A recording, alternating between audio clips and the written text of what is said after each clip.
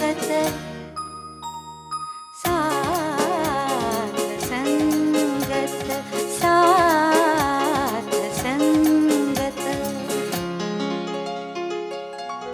असं सहज सगळं स्वीकारण्याची तयारी असली ना म्हणजे आयुष्य जगणं किती सोपं होतं नाही?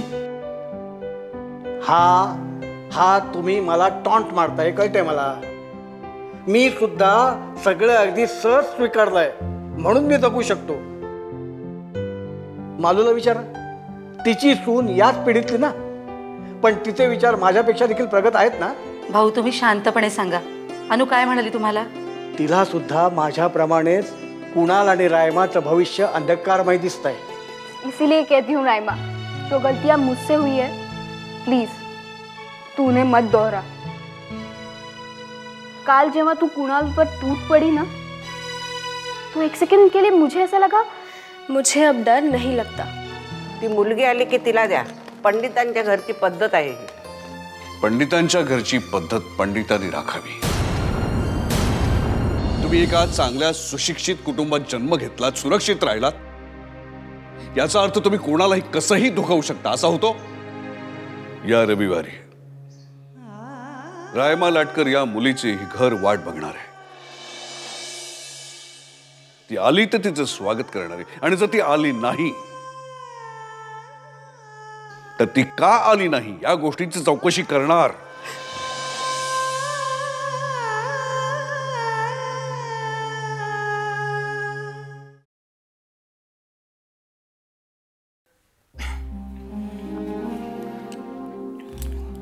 या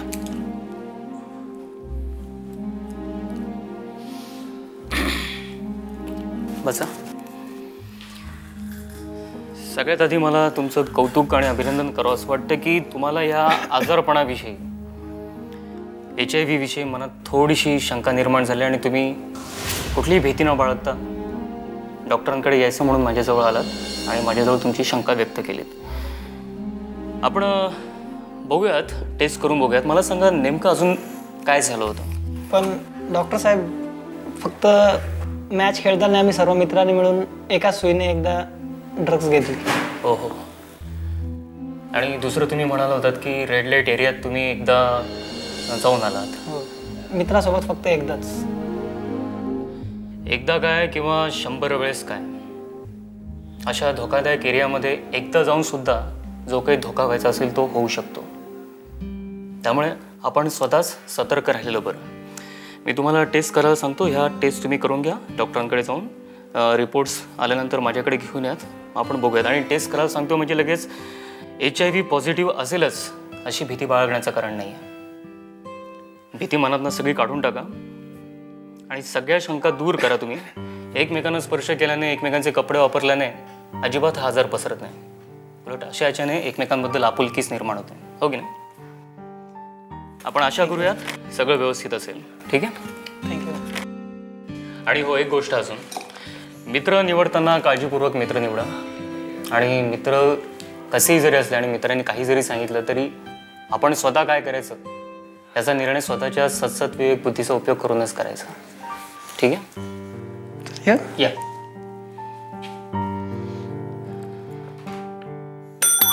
नेक्स्ट.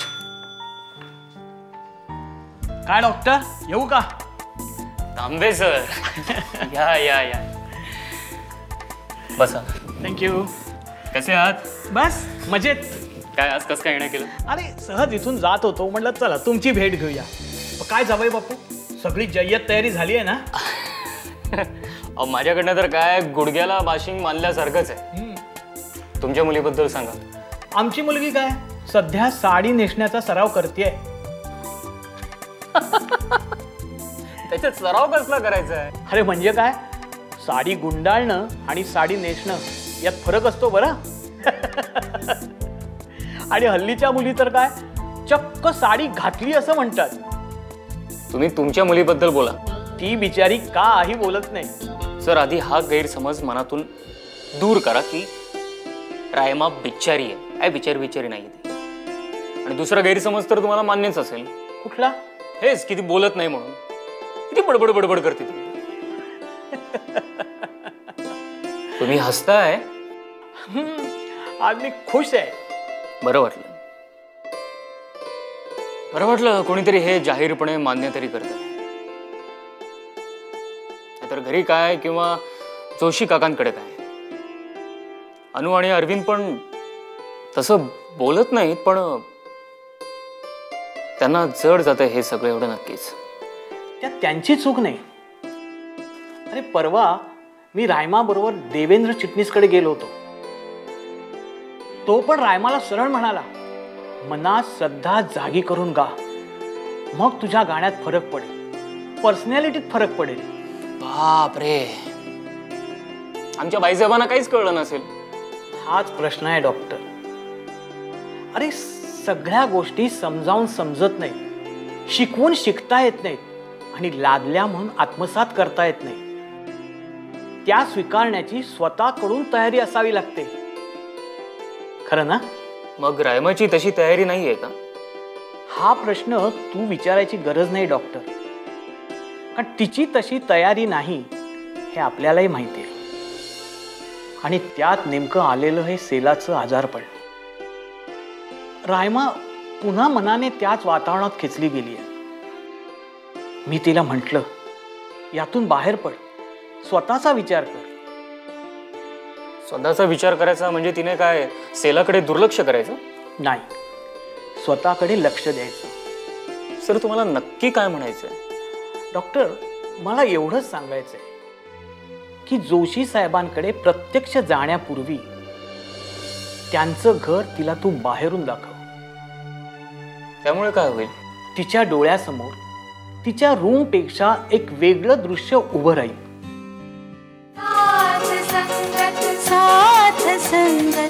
जोशी साहेबांकडे प्रत्यक्ष जाण्यापूर्वी त्यांचं घर तिला तू बाहेरून दाखव. त्यामुळे काय होईल?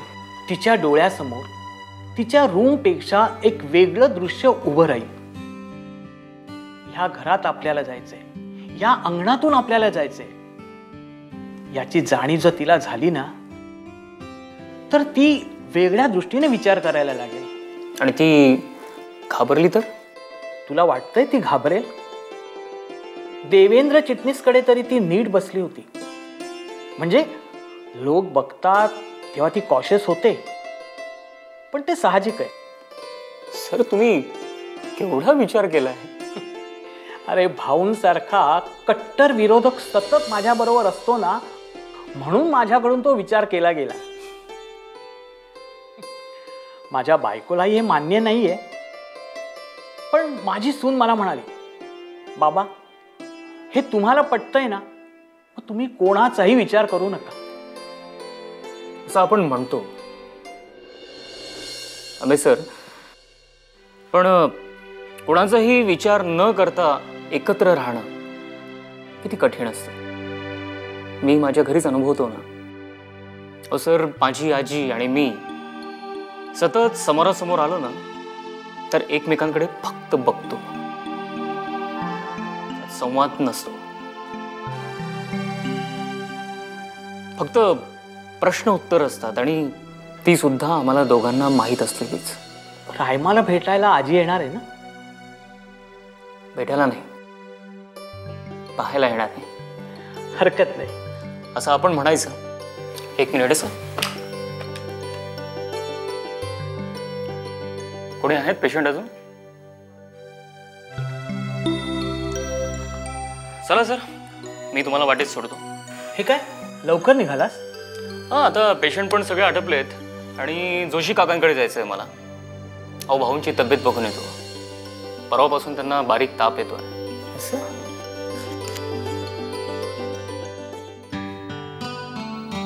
सर सर निघूया? हो.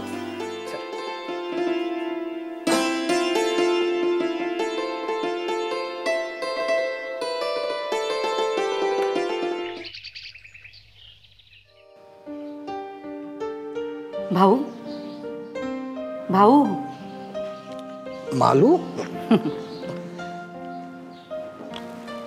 घ्या. हे काय आहे? माझं जेवण झालंय. मी बघितलंय तुम्ही काय आणि किती जेवलायत ते. हे बघ, मला आता भूक नाहीये. मी भुके करता नाही आणलंय, पण डॉक्टर म्हणाला औषधं चालू आहेत तेव्हा कधीही भूक लागू शकते. चला घ्या. अच्छा, हं. म्हणजे माझी भूक आता तो कालचा डॉक्टर ठरवणार ना? पण त्याने ठरवल्याप्रमाणे तुम्हाला ताप आला की नाही? अगं 100च्या जवळपास टेम्परेचर होतं, त्याला काय ताप म्हणतात? त्यालाच ताप म्हणतात.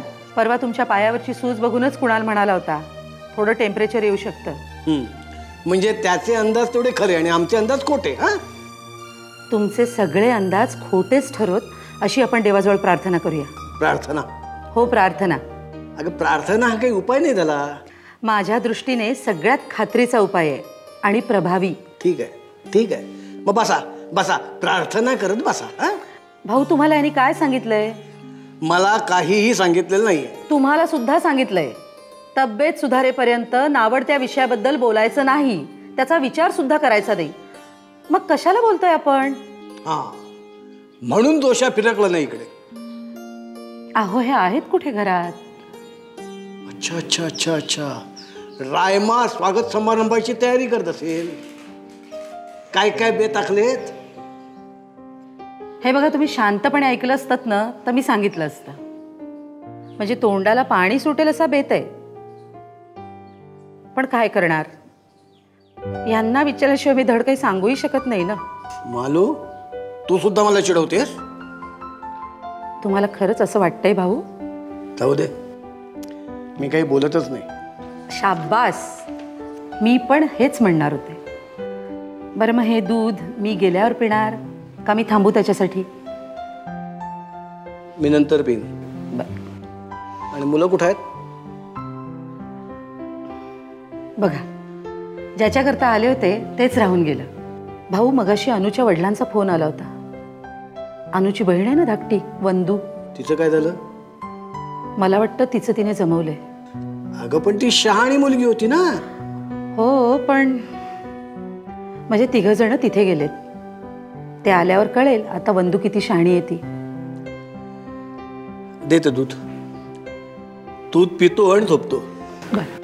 उगाच कोणाच्या मध्ये पडणं नको, नको ते सल्ले देणं नको. बिस्किट खाणार?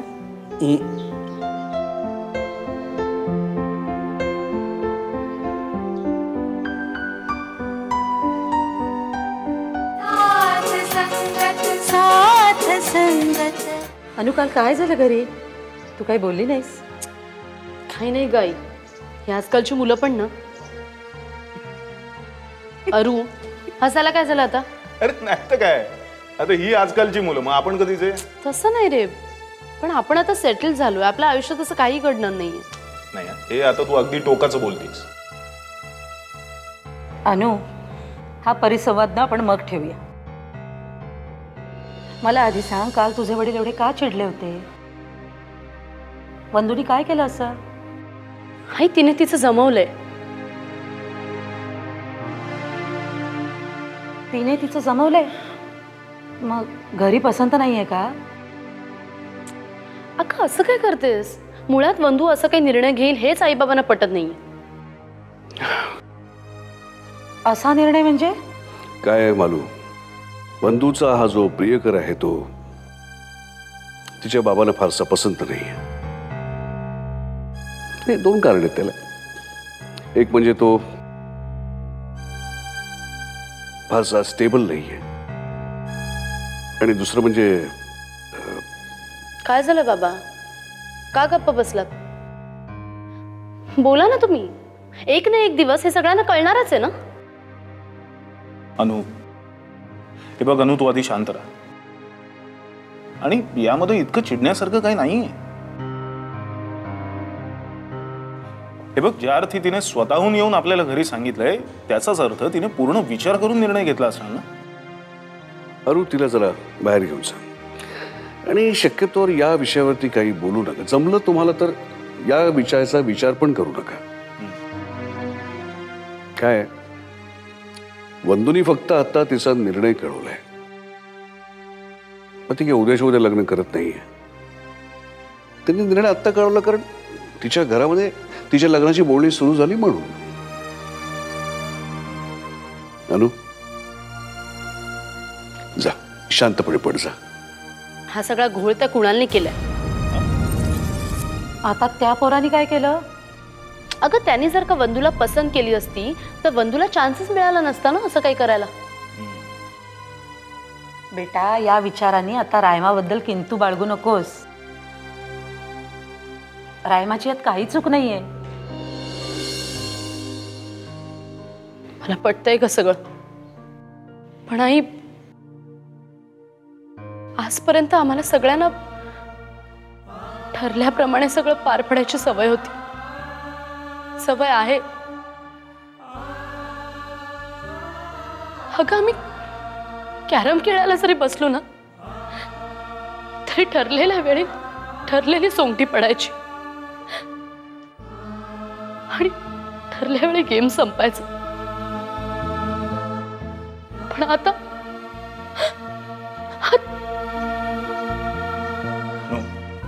अनु अनु तू शांत हो. Relax relax. ऐक, आज जाऊन पोट जा.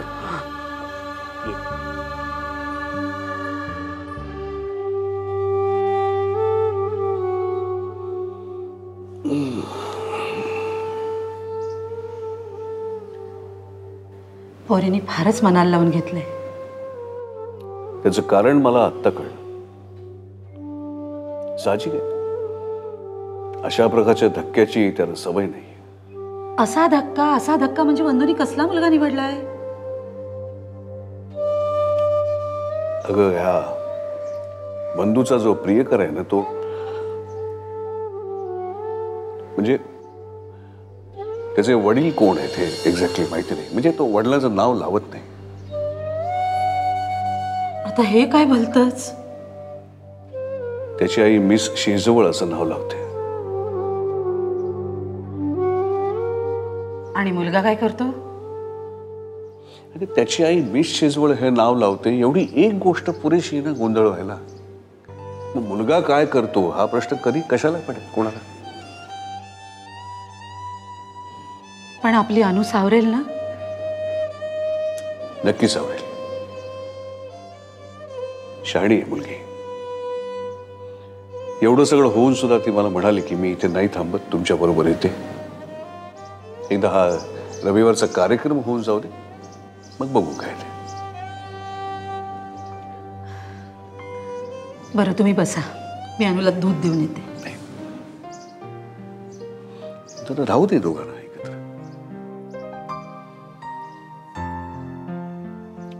तू एक काम कर, अनुच्या आईला फोन कर आणि तिच्याशी बोल एकदा.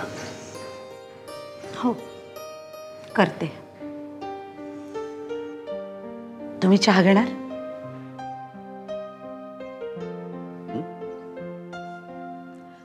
तुम्ही चहा घेणार का?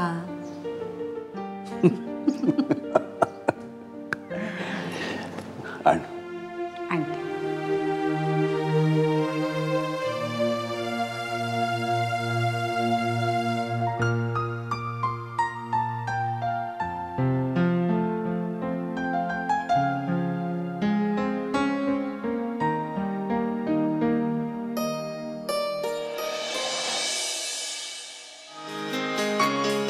नकळत कोणी येईल, अलगत अलगत अलगत.